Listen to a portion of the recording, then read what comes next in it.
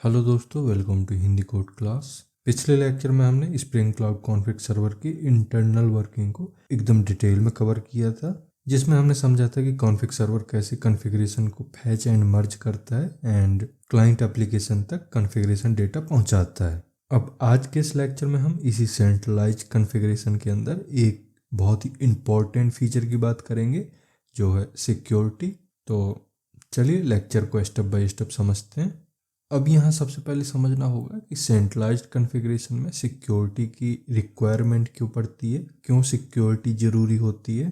तो मान लो हम एक माइक्रो सर्विस प्रोजेक्ट पर काम कर रहे हैं एंड स्टार्टिंग में जब हम माइक्रो सर्विस बनाते हैं तो उस टाइम पे सारी माइक्रो सर्विस एक सिंपल माइक्रो सर्विस ही होती हैं, ठीक है। अब जैसे जैसे हम अपने माइक्रो सर्विस प्रोजेक्ट में कुछ फीचर ऐड करने शुरू करते हैं वैसे वैसे इसकी कॉन्फ़िगरेशन भी बढ़ती जाती है। मतलब स्टार्टिंग फेज में आप अपने माइक्रो सर्विस प्रोजेक्ट में कुछ ही प्रॉपर्टी सेट करते हो, कुछ ही कॉन्फ़िगरेशन सेट करते हो, जैसे port number and application name. But जब एप्लीकेशन में आप कुछ चीज़ें ऐड कर देते हो, जैसे आप डेटाबेस ऐड कर रहे हो या कुछ और चीज़ें ऐड कर रहे हो, तो आपकी कॉन्फ़िगरेशन बढ़ती जाती है। मतलब उसमें डेटाबेस क्रेडेंशियल भी आपको देने होते हैं, APIs keys and secret tokens भी ऐड करने होते हैं। इसके अलावा थर्ड पार्टी सर्विस क्रेडेंशियल भी ऐड करते हो। तो यहाँ कहने का मतलब ये है कि इस तरह की बहुत सारी चीज़ें, बहुत सारी सेंसिटिव चीज़ें आप अपने कॉन्फ़िगरेशन फाइल में स्टोर करते हो। और दूसरी चीज़ ये है कि ये जितनी भी सेंसिटिव चीज़ें हैं वो सारी एक सेंट्रल प्लेस में जाके स्टोर होती हैं, क्योंकि हम अपने माइक्रो सर्विस आर्किटेक्चर में सेंट्रलाइज्ड कॉन्फ़िगरेशन का यूज कर रहे होते हैं। इस वजह से ये जो हमारी फाइल होती है YML या प्रॉपर्टी, जो भी आप फाइल यूज करते हो, ये एक सेंट्रलाइज्ड प्लेस में जाके स्टोर होती है।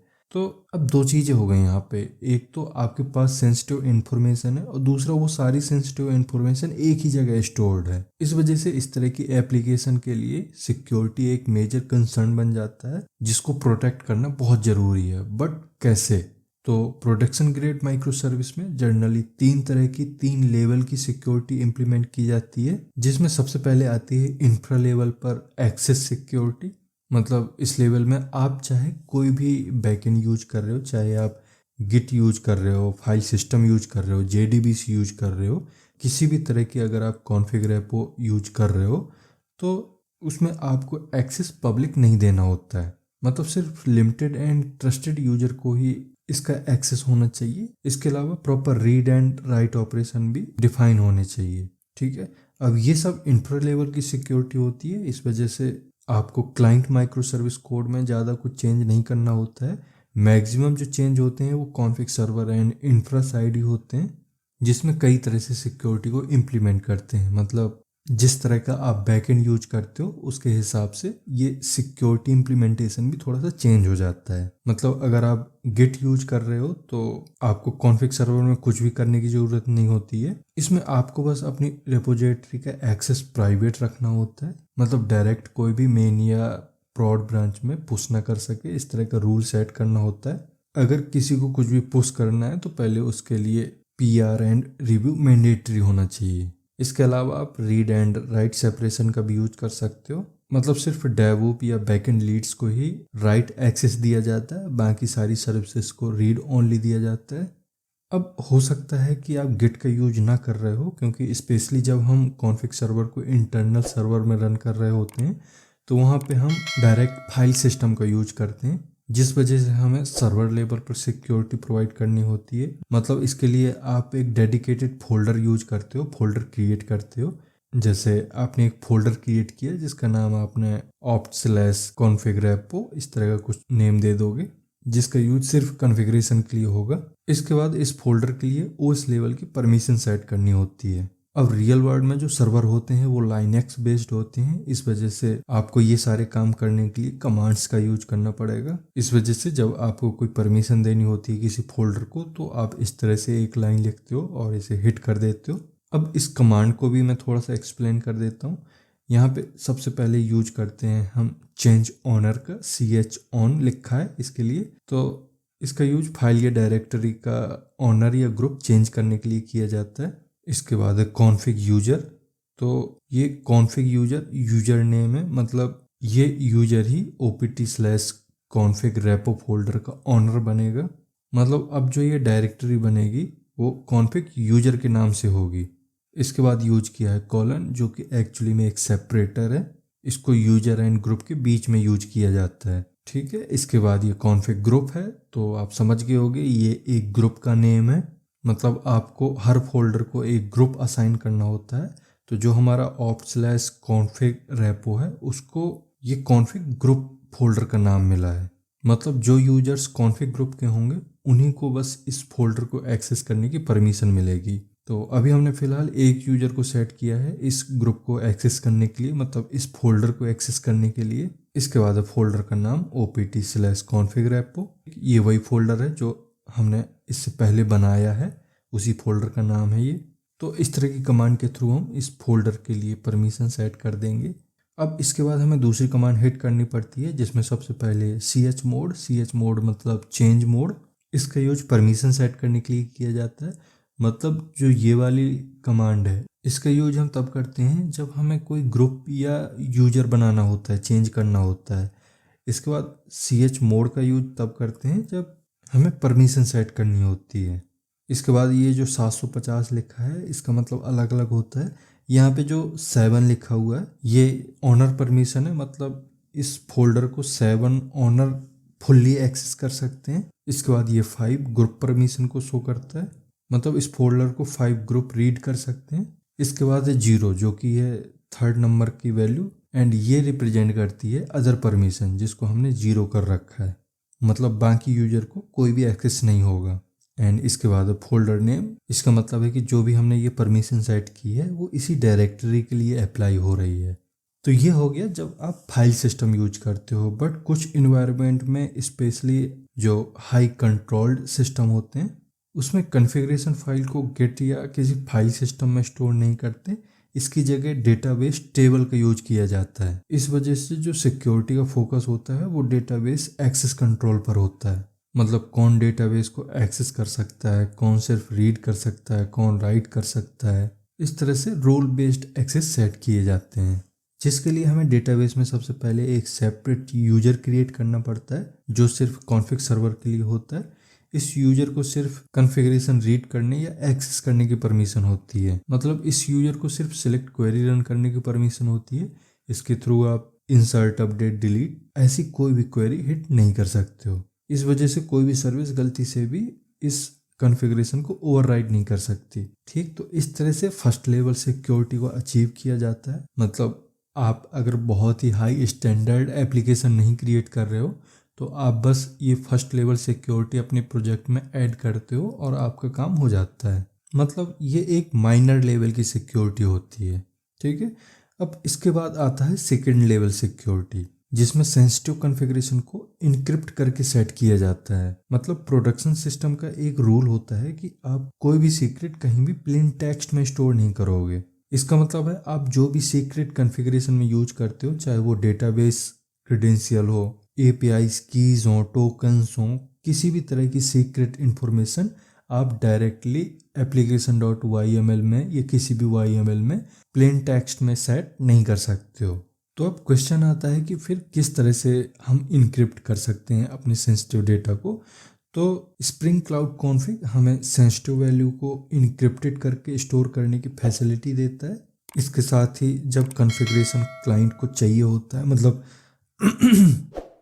कॉन्फ़िगरेशन रिक्वेस्ट भेजता है, तो ये ऑटोमेटिक उस सेंसिटिव डेटा को, मतलब उस इनक्रिप्टेड डेटा को डिक्रिप्ट करता है और क्लाइंट को सेंड कर देता है। अब इसको इम्प्लीमेंट करना भी बहुत इजी होता है। आपको बस कुछ स्टेप फॉलो करने होते हैं, जिसके बाद आपका प्लेन टेक्स्ट इनक्रिप्ट और डिक्रिप्ट होने लग जाता है। तो इसके लिए सबसे पहले कॉन्फ़िग सर्वर में इस तरह की एक प्रॉपर्टी सेट करते हैं, encrypt.key, एंड इसके बाद इसमें आप लिख देते हो, इसमें आप सेट कर देते हो एक की, एंड इसी की का यूज होता है किसी भी सेंसिटिव इन्फॉर्मेशन को इनक्रिप्ट एंड डिक्रिप्ट करने के लिए।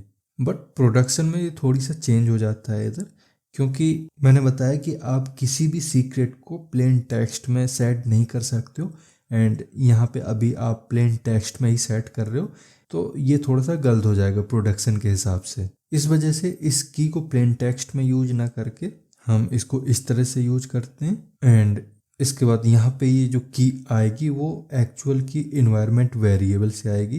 तो यहाँ पे क्वेश्चन आता है कि अगर हम इस तरह से यूज करते हैं एंड वैल्यू इन्वायरमेंट वेरिएबल से आती है तो फिर कैसे इन्वायरमेंट वेरिएबल से कैसे आ पाती है। तो देखो, सबसे पहले आपको एक की जनरेट करनी होती है। अब रियल प्रोडक्शन प्रोजेक्ट में ये इनक्रिप्टेड की कोई डेवलपर जनरेट नहीं करता है, मतलब अपने दिमाग से कोई रैंडम नंबर नहीं फिल करता है। ये की जनरली डेवऑप टीम या सिक्योरिटी टीम या ऑटोमेटेड स्क्रिप्ट के थ्रू जनरेट की जाती है, जिसमें सबसे कॉमन तरीका होता है कि आप सर्वर में एक कमांड रन करिए एंड ये आपको एक प्रॉपर इनक्रिप्टेड की, रैंडम इनक्रिप्टेड की जनरेट करके दे देगा। ठीक है। अब इस कमांड में ये जो आप ओपन एसएसएल यूज कर रहे हो, ये एक पावरफुल कमांड लाइन यूटिलिटी होता है जो इनक्रिप्शन, डिक्रिप्शन, सर्टिफिकेट्स या सीक्रेट रैंडम वैल्यू जनरेट करने में यूज होता है। इसी तरह से ये जो रैंड लिखा है ये रैंडम डेटा जनरेटर होता है, मतलब ये जो रैंड है वो ओपन एसएसएल का सब कमांड होता है जो क्रिप्टोग्राफिकली सिक्योर रैंडम बाइट्स जनरेट करता है। इसके बाद बेस 64, तो ये इनकोडिंग फॉर्मेट होता है, मतलब जो भी यहाँ से रैंडम बाइट जनरेट होगी उसको बेस 64 में कन्वर्ट करता है, जिससे जो बाइट होती है वो easily readable and copy paste friendly हो जाती है। अब यहाँ पे ये जो नंबर है 32, इसका मतलब होता है कि हमें 32 रैंडम बाइट जनरेट करनी है, मतलब इसके थ्रू हम ओपन एसएसएल को बताते हैं आपको 32 रैंडम बाइट जनरेट करनी है। ठीक, अब ये हो गया। अब यहाँ पे आपको एक चीज़ ध्यान देनी है कि काफ़ी बार ये लाइन इंटरव्यू में भी पूछी जाती है एंड वहाँ पे स्टूडेंट ऐसा बोल देते हैं कि 32 कैरेक्टर जनरेट करती है, हर जगह पे कैरेक्टर या कुछ ऐसा वर्ड बोल देते हैं, बट आपको वहाँ पे बाइट ही बोलनी है क्योंकि ये जो कमांड है ये रैंडम बाइट जनरेट करने के लिए ही होती है। तो आपको ये गलती नहीं करनी है इसमें। ठीक है। तो जब आप इसे हिट करते हो तो कुछ इस तरह की एक स्ट्रॉन्ग रैंडम एंड नॉट गैसेबल की जनरेट होकर आती है। ठीक, तो अब आपने एक स्टेप कंप्लीट कर लिया, आपने रैंडम की जनरेट कर ली। अब आपको दूसरा काम करना है, इसको इन्वायरमेंट वेरिएबल में सेट करना है, जिसके लिए आपको फिर से इस तरह की एक अपने लाइनेक्स सर्वर में कमांड हिट करनी पड़ेगी, जिसमें सबसे पहले आप यूज करते हो एक्सपोर्ट। इसका मतलब होता है कि आपको इन्वायरमेंट वेरिएबल बनाना है या एक्सपोज करना है। मतलब ये एक्सपोर्ट सेल को बोलता है कि एक वेरिएबल बनाओ एंड उसे करंट सेल या चाइल्ड प्रोसेस को अवेलेबल कराओ। मतलब जब आप स्प्रिंग बूट ऐप यूज करते हो तो उसके लिए ये बोलता है कि उसको ऑटोमेटिक अवेलेबल कराओ इसे। इसके बाद कॉन्फिग इनक्रिप्ट की, ये इन्वायरमेंट वेरिएबल का नाम होता है एंड इसी इन्वायरमेंट वेरिएबल का यूज आपको अपने कॉन्फिग सर्वर की प्रॉपर्टी में करना पड़ता है। मतलब जहाँ पे भी आपने यूज किया है इनक्रिप्ट डॉट की, उधर इसी नेम को आप यूज करते हो। इसके बाद है असाइन ऑपरेटर, मतलब लेफ्ट साइड की वैल्यू में राइट साइड की वैल्यू असाइन हो जाएगी। इसके बाद आपने की सेट किया, मतलब जो एक्चुअल की आपने अभी जनरेट की थी उसको यहाँ पे पास कर दिया। ठीक, तो अब जैसे ही आपने ये इन्वायरमेंट सेट किया, अब इसके बाद आप जब भी अपने कॉन्फिग सर्वर को स्टार्ट करोगे तो स्प्रिंग ऑटोमेटिकली ऑपरेटिंग सिस्टम से ये इन्वायरमेंट वेरिएबल उठा लेता है और इंटरनली इसको इसी तरह से समझता है जैसे आपने इनक्रिप्ट डॉट की के अंदर एक एक्चुअल सीक्रेट की डाली है। ठीक, तो इस तरह से हम अपने कॉन्फिग सर्वर में की सेट कर लेते हैं। अब नेक्स्ट स्टेप क्या है, आपके 2 स्टेप कंप्लीट हो गए। आपने सीक्रेट की जनरेट कर ली एंड उसे इन्वायरमेंट वेरिएबल में सेट कर लिया। अब जो भी हमने सेंट्रलाइज्ड कॉन्फ़िगरेशन में सीक्रेट प्रॉपर्टी सेट की है, जैसे सीक्रेट की, टोकन एंड डेटाबेस क्रेडेंशियल, उनको सबको इनक्रिप्ट करना पड़ेगा। तो उसके लिए हमें एक कमांड हिट करनी पड़ती है इस तरह की। अब ये कमांड हिट करने से पहले आप एक चीज़ कंफर्म कर लेना कि जो आपका कॉन्फिग सर्वर है वो 8888 पर ही रन हो रहा है या नहीं हो रहा है।